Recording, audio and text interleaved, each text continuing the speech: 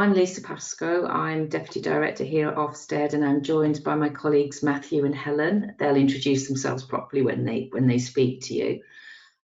We think today we've got a combination of representatives from local authorities and providers. You are all very welcome. You all have a part to play, and hopefully you will all leave this session today feeling more knowledgeable about what's going to come next. We know you're keen to know more about the likely arrangements for regulation and inspection of supported accommodation. So hopefully you will understand our approach better and, importantly, be in that position to plan well for next year. I'm sure many of you will agree it's not before time that we're looking to regulate this type of provision. I think all of us have shared concerns that the experiences of too many children has been poor, but we also know it's variable, and we know that we'll see some very good nurturing support for children too. We know that from our ILACS inspections, and we also know that from talking to you and talking to colleagues across the sectors. We think that the new quality standards from the DFE and our regulatory oversight will really assist all of us in having a better understanding of the quality of children's experiences, and it'll give us a chance to promote what is going well. We've already agreed with government that we'll be registering and inspecting providers rather than individual settings. And both Helen and Matthew will go on to tell you more about that as we progress. We think that's the most achievable and proportionate approach. We know, and you know, supported accommodation is really dynamic and diverse. So we're really conscious that our regulatory approach needs to strike that right balance. You know, we've got to be proportionate and be focused on the right things. So we need a system that's got enough flex to adapt quickly to children's changing needs. We certainly don't want to be in a position where we have an overly bureaucratic and rigid approach. We don't want to stifle creativity. That we know that won't be helpful to anyone, particularly children and young people. But as you'll expect, and you'll hear this throughout from us today and as our conversations continue, we're not going to lose our focus on high quality services for children. I think that's what you'd expect from Ofsted.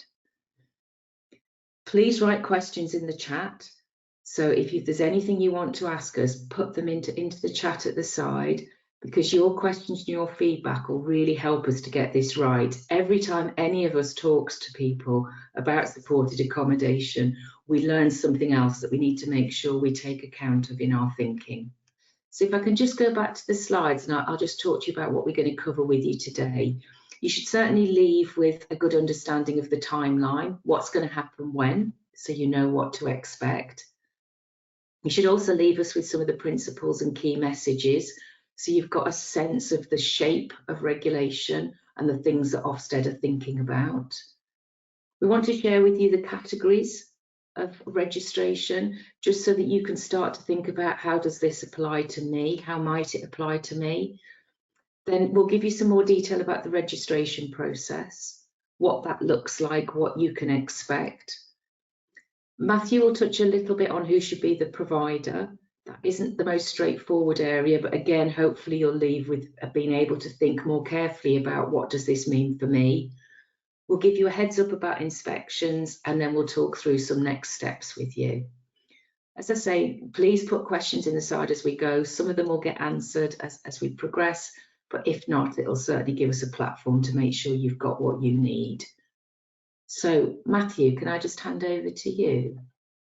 Yeah, thanks very much, Lisa. Good afternoon, everybody.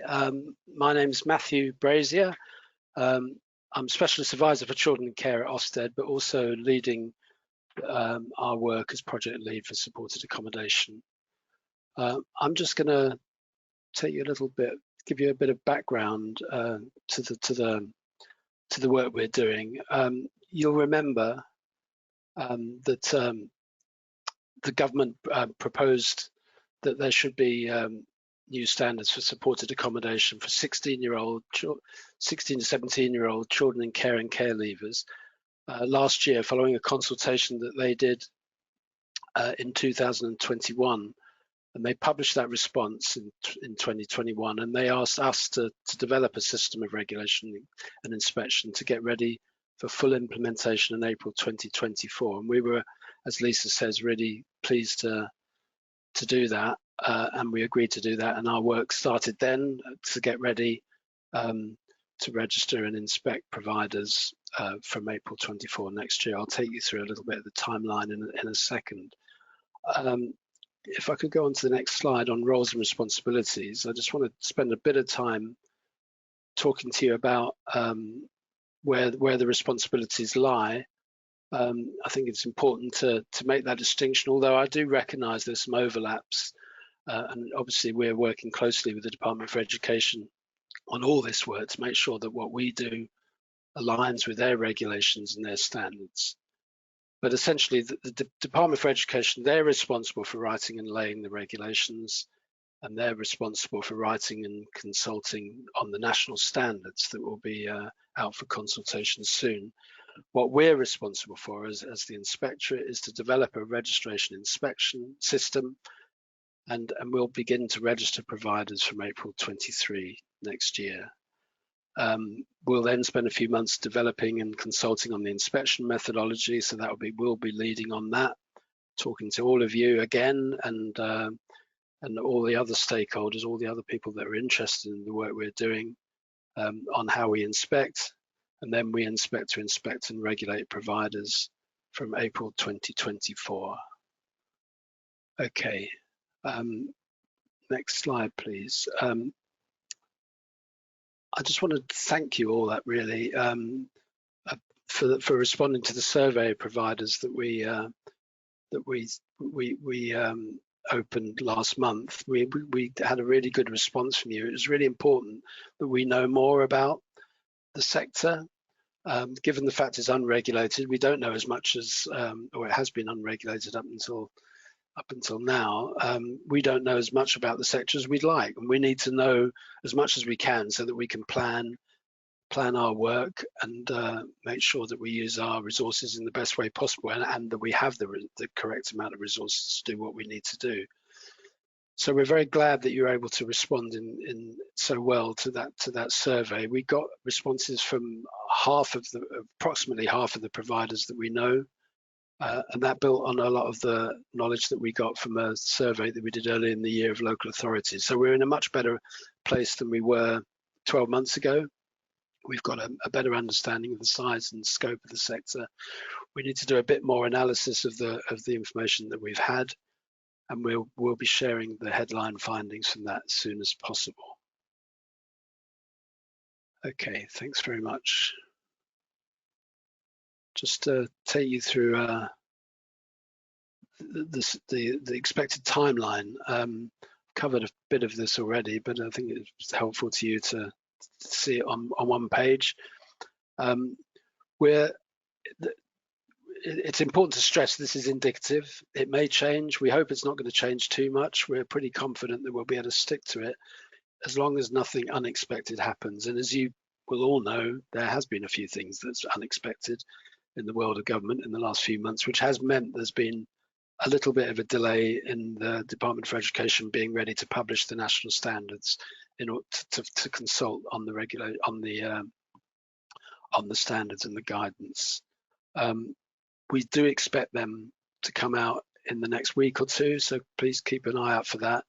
There'll be a relatively short time for that consultation to be open for you to be able to respond to it. Probably should be open until early January, and then the DFE will analyse the findings. They'll respond to that. They'll publish the standards, the regulations, and the guidance in February, pretty much at the same time as Ofsted publishing our registration guidance. It's a very tight timeline. We would really have liked to publish our registration guidance a little bit earlier. That may, given the slight delay in the DFE consultation, that our registration guidance publication date might slip a little bit, but not too much, and hopefully early March at the very latest. We expect to start registering providers, or to be able to accept applications for registration in April 2023. We'd be really glad if people can, if they do want to apply to register, that they get those applications as soon as possible. That really help us manage our work, and then also it gives you a bit longer to get support from us to make sure you get it right. There's always a little bit of toing and froing, and sometimes not everything is, not all the ducks are in a row, and sometimes we need to support people through the process, especially those of you who are not used to applying and working with Ofsted as providers.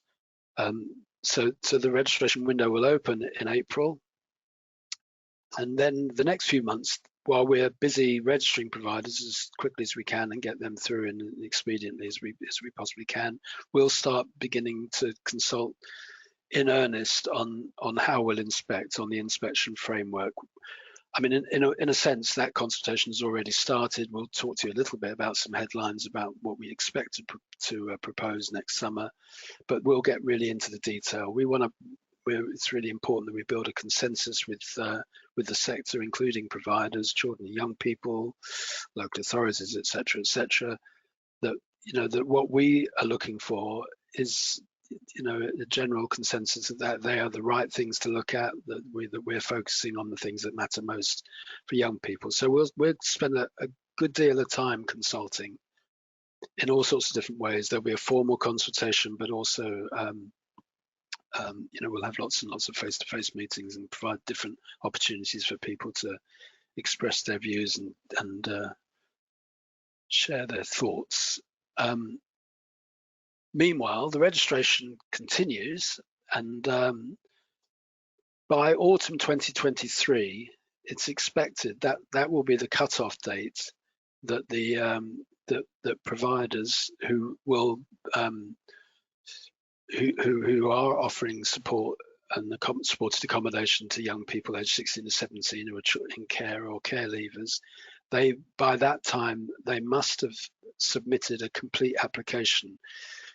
It won't be necessary to actually have a full registration by then, as long as you've submitted your complete registration. That's fine. That will make sure that you're operating legally. If you haven't submitted anything at all, then you won't be. But the onus then, once you've submitted your complete registration application, the onus is on us to process it as quickly as we possibly can. Then towards the end of next year, we've got a lot of feedback on our proposals for consultation. We'd want to test out our methodology, our inspection methodology, and that'll include a small number of pilot inspections to make sure it actually works on the ground in reality. And then by April 2024, we'll implement the framework and inspections will start in earnest. So I hope that gives a bit of an understanding of the path ahead. There's a lot of work to be done in between times. There'll be a lot of talking to you, a lot of consultation and a lot of debate, I'm sure. But I think it's in interest that we keep that debate open to make sure that we're all aware what each other's thinking and there's nothing too unexpected comes in the way. If we could go to the next slide, please. I wanted to address an issue just for a minute or two that I know has been exercising people's minds over the last few months and even longer probably. We know that supported accommodation doesn't provide care in the same way as a children's home does, especially in the legal sense. But we really think it's important that there's the distinction between care and support is not too sharply defined. We know that care and support are really part of a more complex continuum. We know that children's needs can't be easily categorized or set aside under either care or alternatively under support. As I say, we think it's part of a continuum. We think that we acknowledge the fact that children's progress isn't always straightforward. We think that any 16 to 17-year-old are likely to need some aspects of care in their lives, temporarily or otherwise, as time goes, as they progress towards independence. We really don't want providers to think that they can't provide care of any kind. We realise that that sometimes there'll be certain aspects of their life where children will need a bit of extra care, even though the intention and the direction that they're travelling in their lives is increasing independence over time. But there may be something where that they might be struggling with for example, managing their medication, for example. They might just need a bit of help over that, or managing their finances and might need some support that way. So, in other words, we expect high quality supported accommodation needs to be caring, kind and nurturing. We don't want to be in a position where you as providers think you can't provide care, and you'll if you do provide care of any kind, that you really should be operating as a children's home, and we'll find, we'll be taking a too stringent view and saying that that you'll be acting outside the law. We really don't want you to do that. We want you to be supportive, caring, kind and nurturing to all the children that you're looking after. We'll make this as clear as we possibly can in the inspection framework. But as Lisa said right at the beginning, if a young person is living in supported accommodation, we'll expect to see that for them to be in that type of accommodation, it is in their best interests, their individual best interests, and that the support they're receiving meets their individual needs. Thanks very much. If we can go to the next one. I think actually it's back to Lisa, isn't it? Lisa, you're going to talk a little bit about categories. I'm not sure whether we want to pause or not at this stage, if we've got any comments in. No, I think there's quite a few, but I think some of them will get picked up as we go along, actually. Okay. I think as ever, people are trying to work out how this reflects the services that they're involved in and then deliver, but I think hopefully some of your questions will be answered, and I think this next section on categories of accommodation may help with that. So we obviously have been in many conversations with the Department for Education, and just a reminder that their consultation will come out soon. That will set out for you the standards that they will be looking for, obviously subject to consultation, and that will underpin the work that Ofsted do. One of the things that they will consult on is categories of accommodation. We know, and you know, that supported accommodation is very diverse in terms of what it looks like, etc. So DfE will be consulting on 4 categories. If we could just put those on the screen. And so these are the 4 categories they'll consult on. They are what they say they are. So single occupancy being where children are living in flats that are single occupancy in that way, or maybe living with in that sort of structure. Then we think there's 2 types of shared accommodation or group living type arrangements. Those that are specifically for children in care and care leavers, and those, and I can see these are the sort of questions that are coming at the side, that actually offer a more diverse offer to a more diverse group of people, and may have young adults staying there who haven't been children in care, who are not care leavers. So when we think it's quite important to distinguish between those 2 groups, because it will help us when we are registering you to understand the type of service that you're offering, and it will also help us when we come to inspect you in terms of understanding the type of service you're offering. And then the 4th category is the supported lodgings family type accommodation, which I think is more easily distinct. Those categories will be subject to consultation, but we think it's important there is something that sets out what you're delivering. There's nothing that stops you delivering more than 1 category. When you register with us, you would tell us which category or categories you were intending to operate in, and that would form part of your registration with Ofsted. If you chose to expand or do something different, you could add to your categories of registered accommodation and change them. But it just gives us all some sort of insight into the range that is available for children. And hopefully it'll be helpful to local authorities as well in their commissioning to see the type of service that you offer. So hopefully you're starting to see where you fit. I'm sure that might have given some of you more questions. And I can see that some of you are putting things in the side that you've raised at various points. The place to raise points more will be in the consultation from DfE. That's where you'll get the opportunity to influence what is going to be in the standards and the regulations that sit underneath. Okay, hopefully that's starting to make things come alive. We're going to now go into a bit more about registration itself and how that looks and applying to register. And that's with Helen. Hello everybody, my name is Helen Humphreys and I'm the Specialist Advisor for Residential Care, and I'm leading on the development of the registration policy and practice.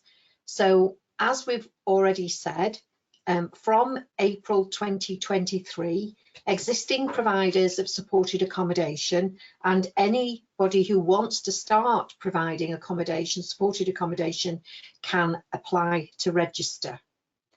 And some of you may have applied to register something with us before, perhaps a children's home or a residential family centre, and you will find that the process will be fairly similar, but not entirely the same.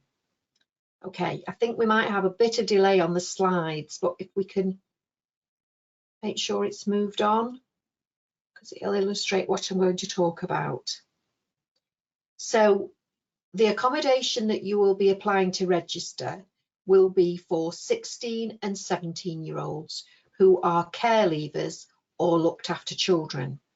But that doesn't mean that that when a child becomes an adult, when they are 18, that they automatically then have to move. We would entirely accept that for some young people that's the right thing for them to stay where they are until it is right for them to move on to their next stage of wherever they're going to live as part of their plan. So although this accommodation is for 16 and 17-year-olds, we will expect that for some that accommodation will exist post 18. So the first thing providers will need to do is appoint a registered service manager. And the registered service manager, as the title suggests, is responsible for managing the service, for managing all the provision that makes up your application. And what the requirements are for a registered service manager will be set out in the consultation document that the DFE are consulting on, and then that'll give you the opportunity to have a look at that and see if you think that's appropriate or whether you have any views about that. We'll also be asking for a statement of purpose, and the statement of purpose will be for the whole service. It won't be for the individual properties that make up your provision, and that sets out the overall aims and objectives of what your service does. Then for any organisation, so not if you're a sole provider or a partnership, but if you're an organisation, we will then ask you to identify someone who will be known as the nominated individual. And this is the person who can act as the point of contact for Ofsted, who we will communicate with. And that's not to be confused with the term responsible individual, RI, which you may be familiar with if you also provide children's homes. And if the registered provider is an individual, that can be one of the same persons as it says there. Now, the provision can be made up of a range of addresses and provision, as Lisa has already said, and it can include more than one category of registration. And it is for you as the provider to decide the configuration of your provision, how that's going to work. There will be no set formula of how many settings a registered service manager can manage, but when we receive your application and we are processing it, we will assess this through the registration process, whether we're confident that you have convinced us that one registered service manager can look after the span of control that you've set. And the reason we've not made it prescriptive, the reason that we've not given a set number is that, and that goes back to something Lisa's already referred to, which is the diversity of the provision. And so we want you to be able to still be creative, still being provided the right accommodation, but without setting out a particular formula. Now, larger providers can make more than one application, each with a separate registered service manager. So it may be that you're a large provider who perhaps have lots of provision all over the country, and it may work better for you to divide up that provision and make separate applications. Just for example, but this isn't how you have to do it, just for example, you might have North provision or South provision or Midlands provision that you then want to separate out. So when you're ready to apply, you will apply making an electronic application. We don't accept paper records, and there will be a portal for which you will submit your application. And as Matthew's already said, there will be full detailed guidance that will be published so that you'll know how to do it. And as you work your way through the application, there'll be links for you to click on to explain what we need and what we want. We will expect you to submit a complete application and also submit various documents and policies and procedures. And the consultation again will tell you what those documents are that we're going to expect, and you'll have an opportunity to comment on that. But we do anticipate that the documents and the policies and procedures that you will be asked to supply will be things that you already have, like a safeguarding policy, a complaints procedure, and information for young people. We would expect that those are the things that you have. We don't anticipate that you're going to have to write new ones. We expect that those are the things that will already use. Now, once we've received your application, we then make a series of checks, and that includes things like contacting the local authority where you live to see if they hold any information about you, to send for references. Now, that can sometimes take a long time, depending on how quick things return. So we're not able to put a time scale on that. But once everything's back, and once all the checks are back and you have submitted everything that we need, then we will progress to the next stage. And at this moment in time, we actually don't know how long it's going to take to register anywhere, because we don't know what the volumes will be. We don't exactly know how much work will be involved, but what we can tell you is that we aren't building in unnecessary delay. So once we've moved to the final stage, we'll hold interviews with the provider and the registered service manager to assess their suitability. And then we will visit a sample of your accommodation, dependent on how much accommodation you are, it makes up part of your application. And if you're an existing provider, we'll want to talk to the young people who use your service so that we can talk about their experiences and see what they think. Now, there are some differences, as I said before, about the difference between applying to register a children's home and applying to register supported accommodation. And two of the main differences are the location risk assessment. So we are not asking you to do a location risk assessment for every single individual building that makes up your application, but we will be asking you to assess the suitability of the location of where your premises are, and we'll take that into account when we come out to do the registration. And the other thing that won't be required is planning permission. We won't be requiring that either. So they're two of the main differences. Some people have queried and questioned about registration with CQC. Again, that'll be something that will be in the guidance, but if you are already registered with CQC, there will be no requirement for you to register with us. If you have provision that might need registration with CQC or might need registration with us, then there will be guidance as to which is the regulator that you should make your application to. But we're not anticipating that you will need to be registered with both regulators. But just to remind you again, there will be guidance, there will be the consultation, and there will be help available. Thanks, Helen. I think it's coming to me now, isn't it? I want to just spend a couple of minutes talking with you about who should be the provider. I think we've had a few questions in the chat already, and we'll answer specific questions as best we can, either today or as soon as possible afterwards. But I know that from speaking to a lot of providers and local authorities over the last few months, we know that a lot of you are already having conversations, either as the local authority or the local authority with your commission services, about who is likely to be the provider that makes the application to be the registered provider. We're trying to give you some guidance about that today, some suggestions about a couple of scenarios.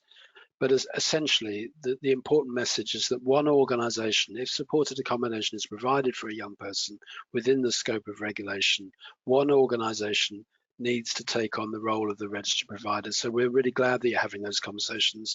And if you're not now, or you haven't up to now, we suggest you do as quickly as possible. And hopefully our discussion today will help you will inform those discussions. So as we see it, the overall accountability to meet the standards in the regulation will usually lie with the provider of the main support package, which will include the accommodation. And then it's important to say, if the registered provider then commissions other organisations, third parties, to provide additional support and services, they wouldn't necessarily, they would not be registerable, but the registered service manager of the registered provider would be accountable for ensuring the requirements and the standards are met. So please continue to have those discussions and think about who should be the provider. I just want to remind you again that from October 2023, local authorities won't be allowed to permit children to place children in care and care leavers of that age group in supported accommodation unless it's registered with Ofsted. And as I said earlier, as long as you put the complete application in by that time, you won't be committing offence, but you do need to have submitted that application, and then from that point onwards, you won't be able to place children in care unless you have that complete application in place before the cut-off point. Okay, I'll just go to the next slide if that's okay, and we'll just take you through a couple of scenarios which might help you consider who should be the provider. And I'm hoping the slides that you can see will coincide with what I'm talking about, because they're a bit slow for me. But the next one is the first scenario is when the local authority commissions. There it is for me. The local authority commissions a private or voluntary organisation to provide the accommodation and most, not necessarily all, but most of the day-to-day support. Now, in that circumstance, if the private or voluntary organisation are the provider of the main support package, and most of the day-to-day support, it should be the private or voluntary organisation that should apply to register. So I think that's a fairly straightforward one. The second one, I think local authorities will be particularly interested in this one.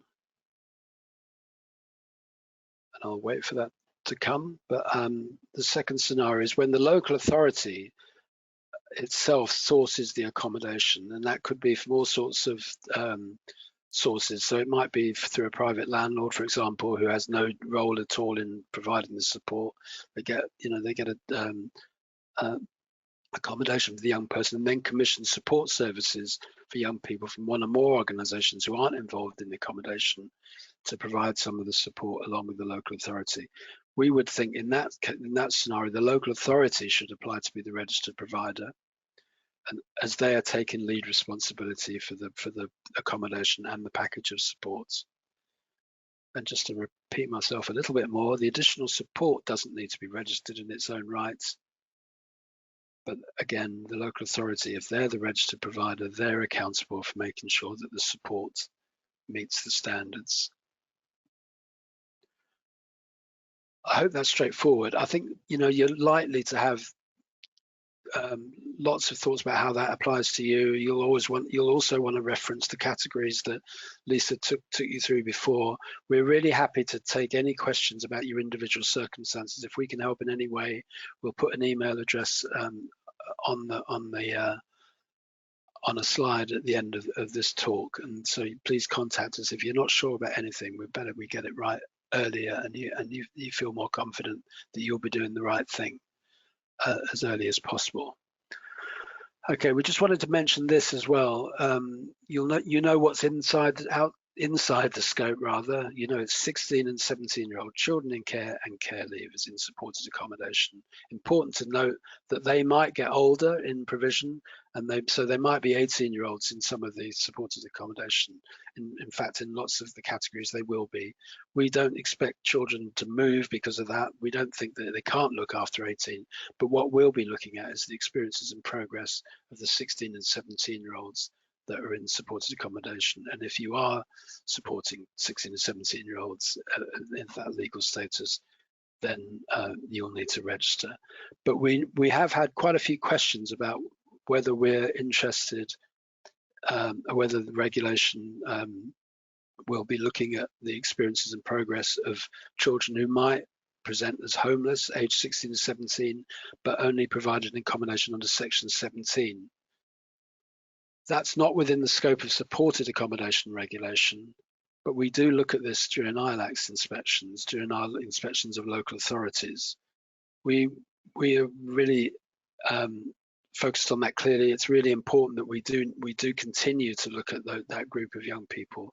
We've for a long time we've used our local authority inspections to look at the response that local authorities and housing make towards 16 and 17-year-olds who present as homeless, and to see whether they're following the statutory guidance in the right way and they're helping young people to make informed choices that will affect their entitlements going forward.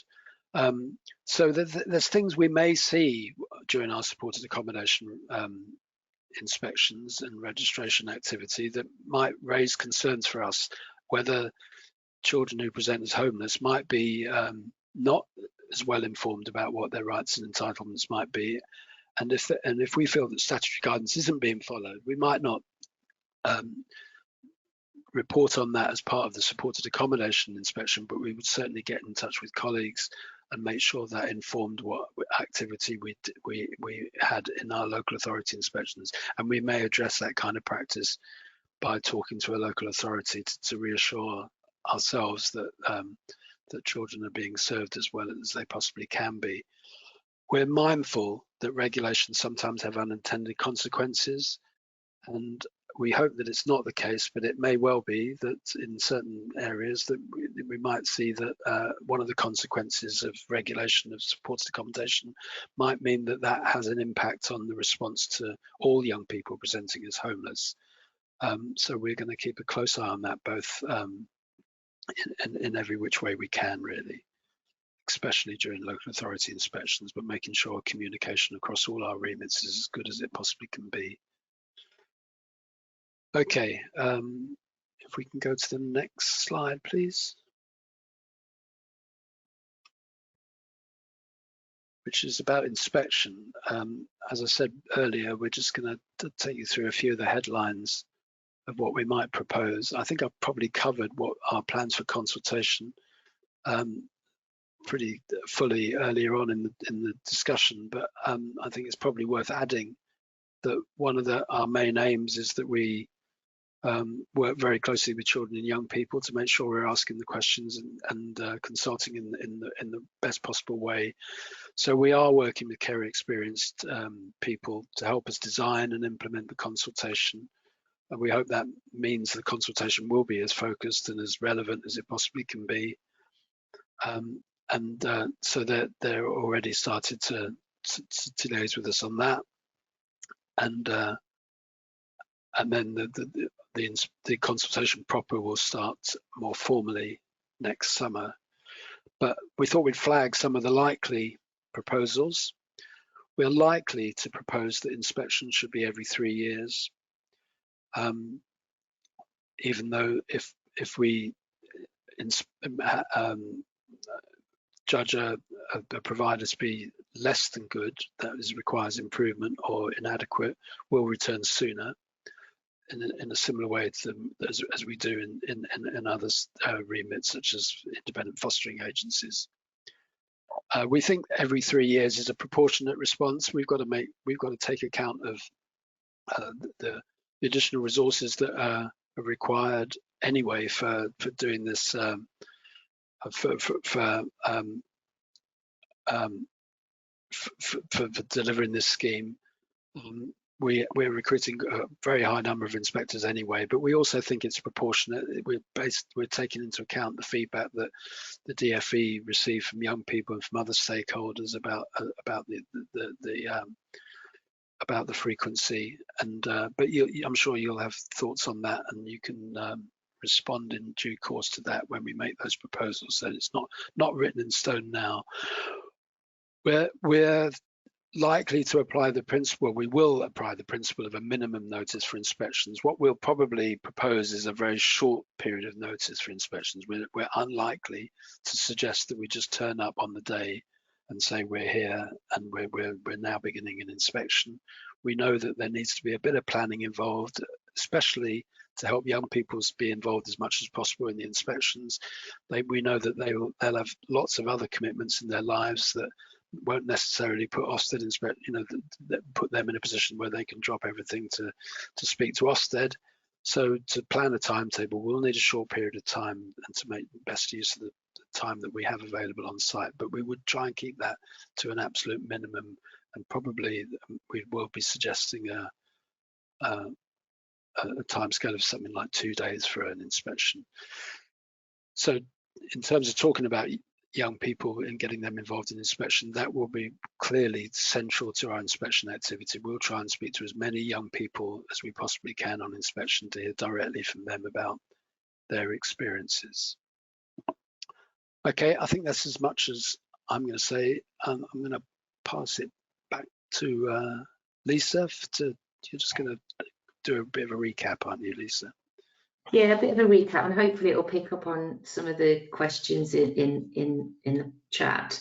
And certainly when we look at the timeline, just to revisit that with people, I think that's probably quite helpful. So just to confirm, for those people who are wanting to get ahead and think about what regulation might look like, the DFE will publish national standards in November, late November, or around that time, which will start to set out those expectations of providers, the expectations of what the registered service manager qualifications and skills should look at. So that's where you're going to see that information. They will be underpinned by regulations.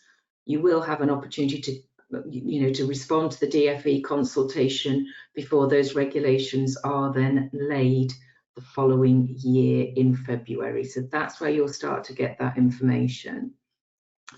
Somebody asked what ILACs meant. That's our Inspection of Local Authority Children's Services. Again, when you look at the timeline, we will start registering providers from April. We can't tell you now exactly how long it will take. We don't yet know how many of you will register and how many of you will come forward in what time frame, etc. So quite difficult for us to plan ahead, as you can imagine. What we can say, as Helen said, is that we will endeavour to be as smart and quick as we can. Some of the things that we ask for will be about you getting the information to us that we've asked for from you. But some of the things are about us doing checks in other places, and some of that would be out of our control in terms of timeline. In terms of planning permission, what Helen was saying was you don't need planning permission to register with Ofsted. That doesn't negate any other planning rules that you need to follow about the service that you offer elsewhere. All we were saying is you don't need to share any planning permission with Ofsted. You would still need to make sure that any services that you were running were properly regulated in accordance, with other rules and regulations that sit elsewhere. In terms of the location assessment, what we were saying was we recognise that a service will be made up of different buildings over different addresses. You don't need to each time assess the location and send it to Ofsted, but what you do need to do is assess that this is a suitable place for children to live, and that location is suitable for children to live, and we might test that out on our inspection. In terms of the 903 return to DFE, that is a DFE return, not an Ofsted return. I'm sure they will be making amendments to it. Yes, we will provide information to local authorities about who is registered. If local authorities wanted to know if someone had applied to us, we would tell them that too while we're in the process. We don't expect that this first year of registration means children should move. The onus will be on providers to get an application to us in the timescale that we will set out. And then while that application is being determined, children do not need to move. There will be provision in the regulations to allow children to have that sense of permanent stability while Ofsted make the registration decision. Obviously, if for any reason Ofsted refused registration, that will be different, but the provision will be there to keep that stability there. And there was a query about children subject to deprivation of liberty orders. And just to say, our general view at Ofsted, and that would apply now, is that if children are subject to deprivation of liberty orders, it seems highly unlikely to us that they should be in supported accommodation, because by mere nature of the order, that is likely to mean that they require care, and that means they should be in provision that is registered to provide care in the way that children's homes are. I think those are the main ones I've picked out. Matthew, is anything you've picked out that you wanted to just pick up on now? Just to confirm, the slides will be available. We have made that clear a couple of times, so hopefully we will make those available. I don't think there's anything I'd want to add, although as I say, we'll just have a good look at these afterwards, and we'll make sure there's a response one way or another. Yeah, I mean, some of them are really specific, aren't they, about people's circumstances, but I think the clarity people need is the requirement to register sits with providing provision to 16 and 17-year-old children in care and care leavers, but that doesn't prevent those same services for offering services to adults. Yeah, absolutely. That's the bit that seems to be quite a repeat of questions around that point. And in terms of why would an application be refused, it's if you didn't meet the requirements of registration, which will be set out in the standards and the regulations. Yeah. Hopefully that's answered. I know it won't have answered all of those questions that you've got in the chat, but as Matthew has said, and Helen, we will get to them. If there are other things that you think of, there's an email address on the screen now. That's where we can pick up further queries. We would encourage you to look carefully at the DFE consultation that comes out in the coming weeks. That will give you the best information about the requirements to register, what is being asked for of you as a service, and in terms of managers that wish to come forward and be registered as the service manager. You will also see in there information about the cost to register. That is a cost that is set by the DFE, and again will be subject to consultation from the DFE, but there will be a cost of registration. I think that probably brings us to a close, means we can go away and look at the questions, confirm we'll get the slides to you, and there will be a copy of the recording of the webinar available. Hopefully it started to answer many questions, probably left you with many more. This won't be the first opportunity you get to talk to me and Matthew and Helen and others. We will continue to make opportunities as things develop and with more information to share with you. Thank you for joining us. Appreciate your time, and I am sure we will be in contact soon. Thank you.